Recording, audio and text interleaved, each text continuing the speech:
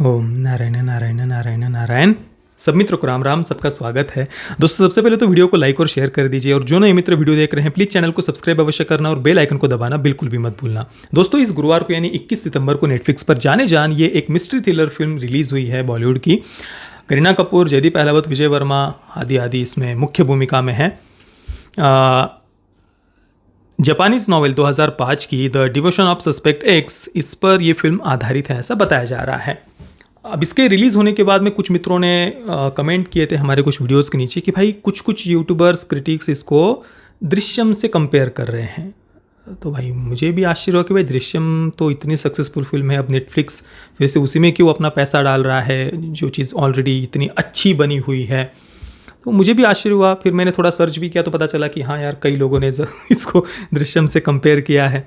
फिर मैं फिल्म देखने के लिए बैठा।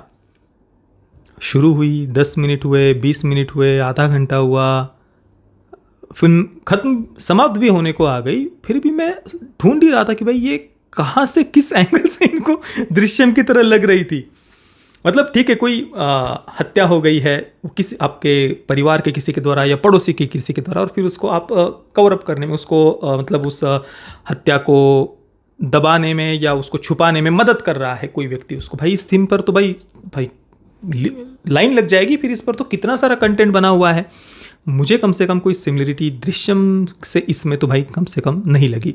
उसके कैरेक्टर्स, उसकी थीम, उसकी कहानी बहुत ज़्यादा आकाश पाताल का अंतर मैं कहूँगा। हाँ, अब हत्या की घटना को छुपाना यही थीम हो तो भाई कह सकते हैं आप कि भाई सिमिलर था।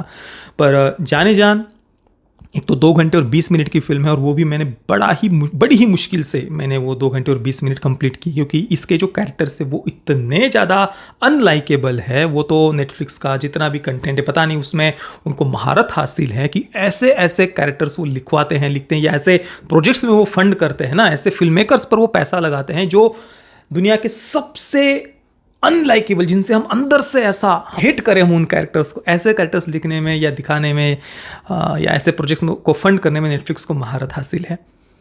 और परफॉर्मेंसेस की बात करें तो ठीक है, अब ये जो कुछ भी कहते हैं मेथड एक्टिंग या जितना हम रियलिस्टिक, पता नहीं ये क्या चीज़ है भाई। आप यहाँ पर आप विजय वर्मा, जयदीप अहलावत या करीना कपूर, जिसको कहना है कह लीजिए बढ़िया परफॉर्मेंस थे, भाई मेरे को तो नहीं झेला जा रहा था उनको स्क्रीन पर। और विशेषतः करीना कपूर को इतना फेक।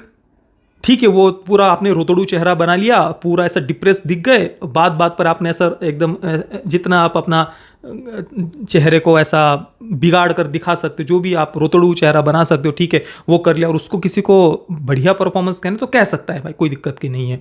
और इसके तो लगभग सारे के सारे कैरेक्टर्स बिल्कुल डिप्रेस्ड और रोतड़ू थे, जिनकी तरफ देखा ही नहीं जा रहा था, झेला ही नहीं जा रहा था। उनके साथ रहने का एक सेकंड भी मन नहीं कर रहा था। नहीं यार, 2 घंटे 20 सेकंड में इनको देखते हुए बिताऊं, भाई बस करो यार, नहीं देखना इन लोगों को, इन कैरेक्टर्स को।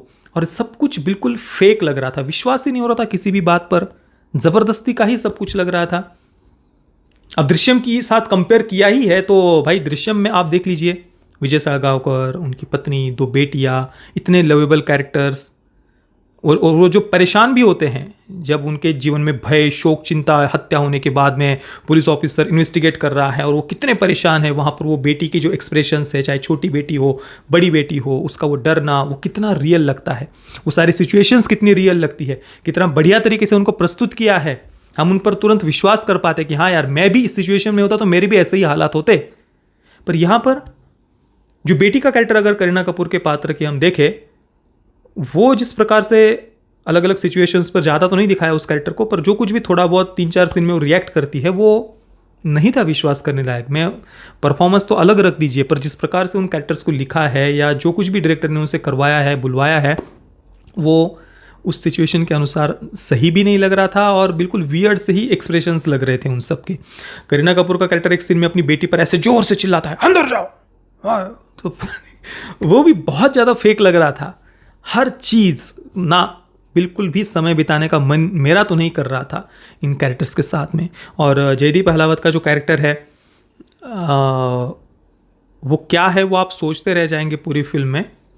हालांकि सोचने का मन नहीं करता उसके बारे में कि नहीं यार, मुझे जल्द से जल्द इसको बस भूल जाना, इन कैरेक्टर्स को, इस चीज़ को, जो कुछ भी मैं देख रहा हूँ नहीं रखना मुझे याद इसको। पर फिर भी लगता है कि यार ये क्या हो रहा है, ये क्या कर रहा है भाई ये बंदा।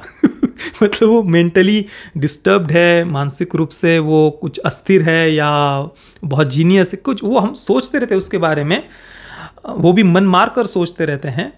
और फिल्म के एंडिंग में जो कुछ भी उन्होंने दिखाया है, ना ना वो जो कुछ भी एक मर्डर मिस्ट्री के एंडिंग में जो सेटिस्फैक्शन हो या लगे कि यार इसने कैसे पूरे सिस्टम को ऐसे घुमा दिया, पुलिस ऑफिसर्स को वगैरह सबको कैसे घुमा दिया, वो जो एक अंदर से फीलिंग आती है ना किसी भी मर्डर मिस्ट्री के एंडिंग में, या जो कुछ भी जो हम रिवील होता है फिल्म के एंडिंग में, सस्पेंस हमारे सामने, वैसा तो भाई बिल्कुल भी कुछ फील नहीं हुआ। उल्टा वो देखकर हम और ज़्यादा हेट करने लगते हैं जयदीप अहलावत के कैरेक्टर से, और इवन करीना कपूर के कैरेक्टर से भी। और विजय वर्मा का कैरेक्टर, वो तो क्या कर रहा था फिल्म में भाई, ऐसे इन्वेस्टिगेशन किया जाता है, मतलब इतनी विचित्र बातें वो कहता है, और वो कहीं से भी इंटेलिजेंट या उससे कोई डर लगना, या करीना कपूर उससे क्यों मतलब वो भाई हर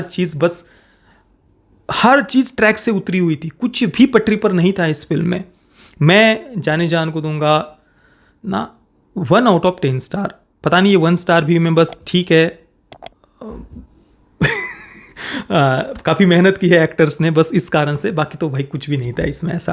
पैरेंटल गाइडेंस की बात करें तो नेटफ्लिक्स पर इसे UA16+ की रेटिंग के साथ में रिलीज़ किया गया है। फिल्म में वायलेंस है, जो हत्या दिखाई है उन्होंने उसको पूरा मारते हुए, उसका चेहरा कुचलते हुए ऐसा दिखाया है, तो बच्चों की दृष्टि से तो मैं इसे सही नहीं कहूँगा। बाकी दोस्तों, आपने अगर इस फिल्म को देखा है तो आपका अनुभव कैसा रहा, आपको फिल्म कैसी लगी, मुझे आप नीचे कमेंट में अवश्य बताना। ये वीडियो देखने के लिए आप सभी मित्रों का बहुत बहुत धन्यवाद। जय श्री राम, वंदे मातरम।